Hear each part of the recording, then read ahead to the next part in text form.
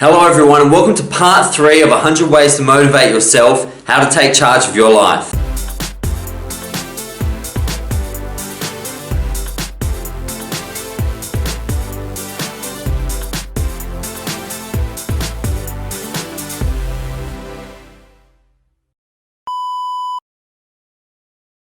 Hello everyone, welcome to part 3 of the amazing series of 100 Ways to Motivate Yourself. As always, going to begin with a quote from the author, and that quote is, "When we leave this world, we will ask ourselves one question: what's different?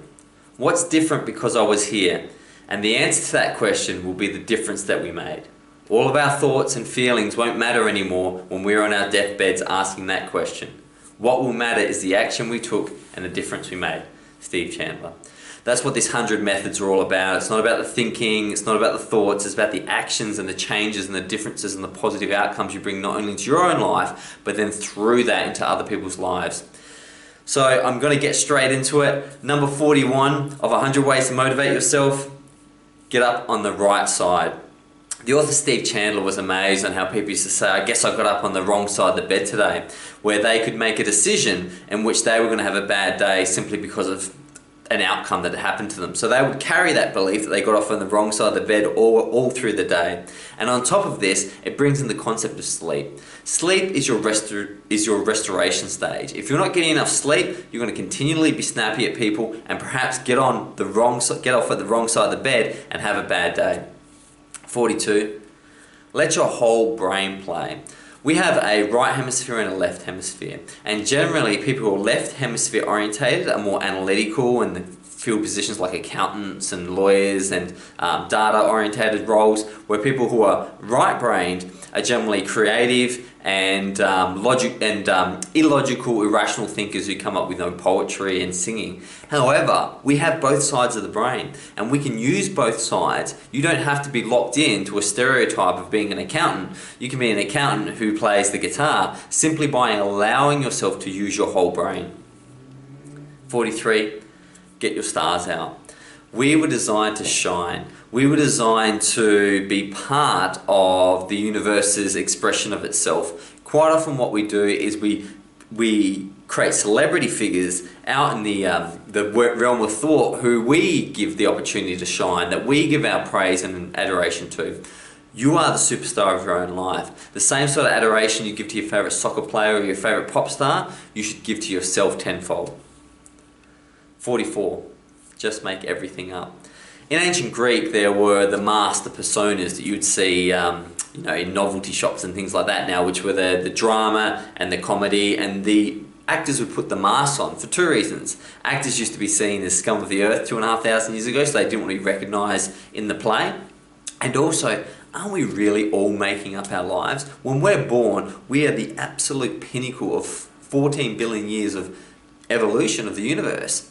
But then we decide to take on roles. And if you're going to take on the role of, being poor little old me, and you're good at it, why not take on the role of transforming your life, becoming the best version of yourself? Because we're all just playing roles in the end. 45, put your game face on.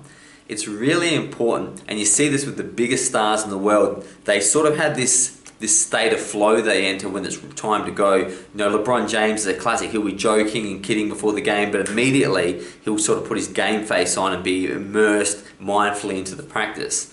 It's important to know that your body and your physiology match your thoughts. So when you decide to do something big, put your game face on, really focus and succeed. 46. Discover active relaxation. Winston Churchill used to paint in order to relax during the difficult times during the war. But so many of us eat until we're foggy and bloated, sit in front of the TV and just allow our mind to drift off, which isn't real relaxation. It's a sedentary sort of almost procrastination. Active relaxation, which could be going to the gym, painting, jigsaws, things that still engage you, are really important. If you're going to sleep tonight, you're going to get plenty of rest. Active relaxation is a much better way to grow yourself as a person. 47. Make today your masterpiece. This is something I try to remind myself of every single day. John Wooden, the basketball coach who won unprecedented 9 championships, used to say, every day you wake up with a blank canvas and you should make today your masterpiece. The beauty of that is you get 365 days a year to create beautiful paintings. It doesn't matter about your painting from yesterday, forget it. Start again and make today your masterpiece. And if you make a mistake, you always have tomorrow to create a new and beautiful piece of art. 48. Enjoy all your problems. If you're having problems, you more than likely can put your fingers to your jugular and realize there's a pulse. Your problems are a sign of life. 49. Remind your mind. Quite often we allow the thoughts of our mind to be a one-way street where we're simply listening and acting on our mind. But quite often it's important to remind your mind that it's not in charge and that you're not always going to take action on some of the crazy thoughts that go through it. 50. Get down and get small.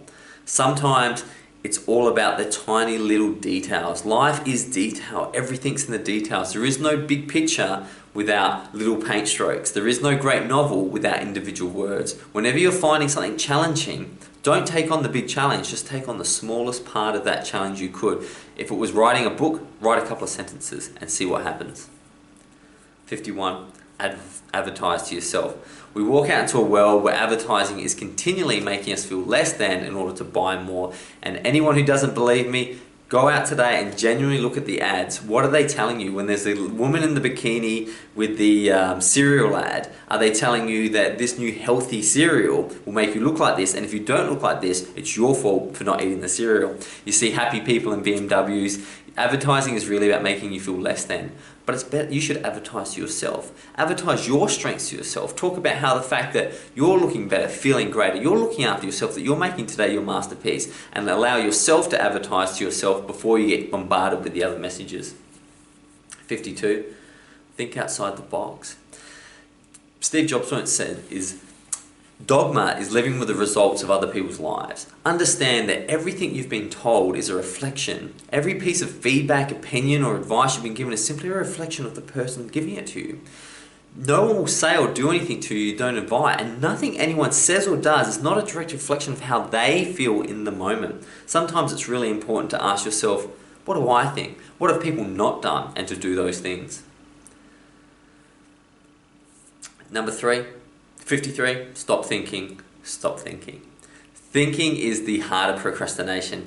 Remember, your thoughts will never leave an impact on the universe. Simply your actions will. When you find yourself constantly thinking about a situation, do two things. Stop thinking or do something about it. Don't get in the habit of thinking. The biggest addiction in the world is the addiction of thought. 54, put on a good debate. You know, growing up in school, if you're ever in the debate team or had a debate, that there is a compelling argument for every single position in the world. Know that when you have a strong belief system, that you have a strong enough debating system that if anyone was to attack it, you were able to address that very, very easily. 55, make trouble work for you. The chaos of the world, and there is chaos in the world, and there's a lot of crazy stuff going on, can work for you. The only time it doesn't work for you is when you overthink it and allow it to affect your emotional state and affect your day. If things aren't going right for you, or if the world seems to be falling apart, let it fall apart. Be centered and aware and see where the chips lie after they fall. You might just absolutely be able to pick up some of those pieces. 56, storm your own brain.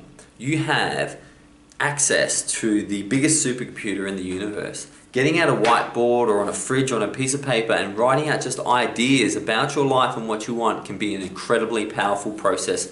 Brainstorming doesn't have to be with a group of people. It can be by yourself and you can come out with some marvelous ideas. 57, keep changing your inner voice. We believe that the voice in our head is us, and it's not. And we know this because it has so many contrasting opinions all the time, depending on whether we're hungry or we're sad or we're happy. It seems to be, a bit of a schizophrenic. And know that if you're ever getting down from your inner voice and you feel like it's not on the right track, get it to change because you're in control. Have it speak in a Mickey Mouse-like voice. Have it speak in an Arnold Schwarzenegger voice. You'll find how ludicrous the voice in your head is. 58. Embrace the new frontier.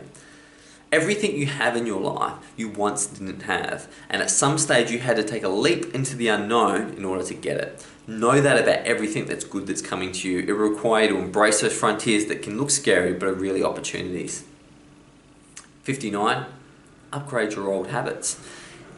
life is great, and you can build and build and build during your life. Now, we all know as a child that we sort of would have had the habit of, getting up on our legs and trying to walk a few paces. And ultimately, as adults, we might go for a 20-minute walk every single day.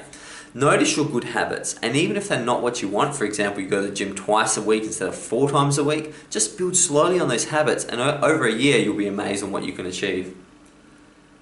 60. Paint your masterpiece today. Going back to the John Wooden expression of making today your masterpiece. At any moment during the day when you feel like you're having a bad day, remember you can pull out a blank canvas and start from this present moment to build your masterpiece. That was part 3 of 100 Ways to Motivate. I can't wait to see you till part 4. Definitely something to think about, but until then, goodbye.